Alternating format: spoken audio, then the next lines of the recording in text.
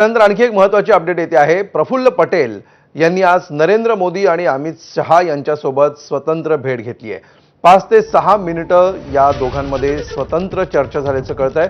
लवकरच उपमुख्यमंत्री सुनेत्रा पवार दिल्लीमध्ये पंतप्रधानांची भेट घेतील अशीही माहिती समोर येते आहे।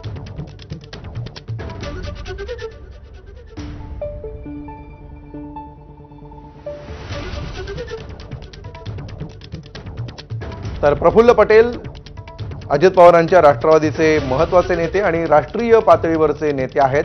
त्यामुळे दिल्लीतील सर्व घडामोडींवर प्रफुल्ल पटेल यांचा प्रभाव आहे आणि सध्या ज्या प्रकारच्या घडामोडी घडत आहेत त्यामध्ये प्रफुल्ल पटेल यांनी आता अमित शहांसोबत वेगळी बैठक आणि पंतप्रधान मोदींसोबत वेगळी बैठक घेतल्याचं कळतं आहे। दोघांचीही वेगवेगळी भेट त्यांनी घेतलेली आहे। 5 ते 6 मिनिटं या दोघांमध्ये चर्चा झाल्याचंही कळतंय आणि आता लवकरच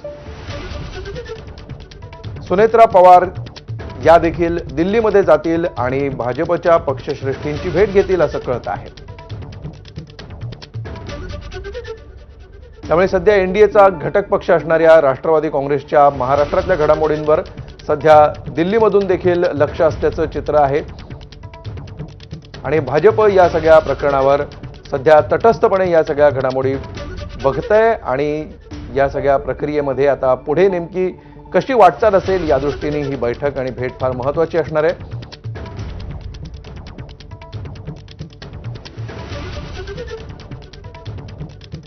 दोन्ही राष्ट्रवादींच्या विलीनीकरणाची सध्या चर्चा सुरू आहे आणि कालच जी सूत्रांकडून माहिती एबीपी माझाला मिळालेली होती त्यानुसार मोदी आणि शहांचा या विलीनीकरणाला देखील ग्रीन सिग्नल होता अशी देखील माहिती आलेली होती आणि त्याच पार्श्वभूमीवर आता हे प्रफुल्ल पटेल आणि अमित शहा आणि नरेंद्र मोदी यांचीही भेट झाल्याचं कळतंय।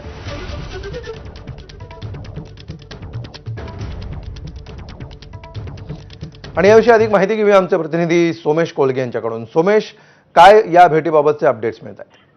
आज जेव्हा एनडीएच्या सर्व खासदारांची बैठक झाली दिल्लीमध्ये, पंतप्रधान नरेंद्र मोदींनी या बैठकीला संबोधित केलं।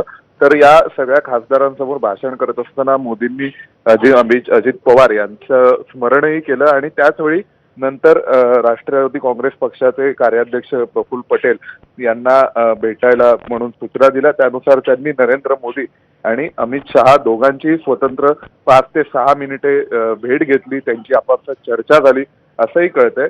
आणि या संपूर्ण चर्चेदरम्यान कोणत्याही प्रकारे मर्जिंग संदर्भात किंवा दोन्ही राष्ट्रवादी काँग्रेस एकत्र येण्याचा विषय चर्चेसाठी आला नव्हता किंवा आता जी माहिती राष्ट्रवादी काँग्रेस पक्षाच्या गोटातून मिळते त्यानुसार त्यांनी या गोष्टीला मान्यता दिलेली आहे की अजित पवार असं म्हणत होते की शरद पवारांच्या पक्षाकडून नेत्यांकडून वारंवार प्रस्ताव येत होता अजित पवारांकडे की आपण एकत्र पक्ष करूया, एकत्र येऊया, परंतु कोणत्याही स्वरूपाचा निर्णय किंवा चर्चा ही पुढे गेलेली नव्हती।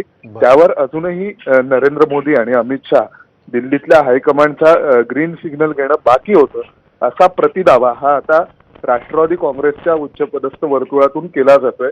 आणि काल आपण शरद पवारांच्या पक्षातून उच्चपदस्थ वर्तुळातून जो दावा करण्यात आला त्यानुसार दिल्लीच्या हायकमांडचा ग्रीन सिग्नल होता आणि आता अजित पवारांच्या पक्षातून जो दावा केला जातोय त्यानुसार दिल्ली सोबत चर्चा बाकी होती।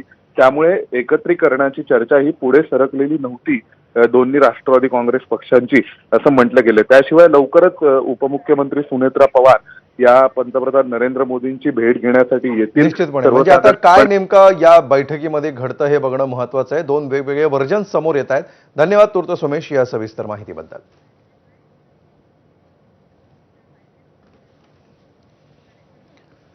पुढची बातमी, पुण्यातल्या सिंहगड डेंटल कॉलेजला आरोग्य विज्ञान विभागाने दणका दिलाय। पुण्यातील सिंहगड डेंटल कॉलेजची मान्यता रद्द करण्यात आली आहे। 2026-27 पासून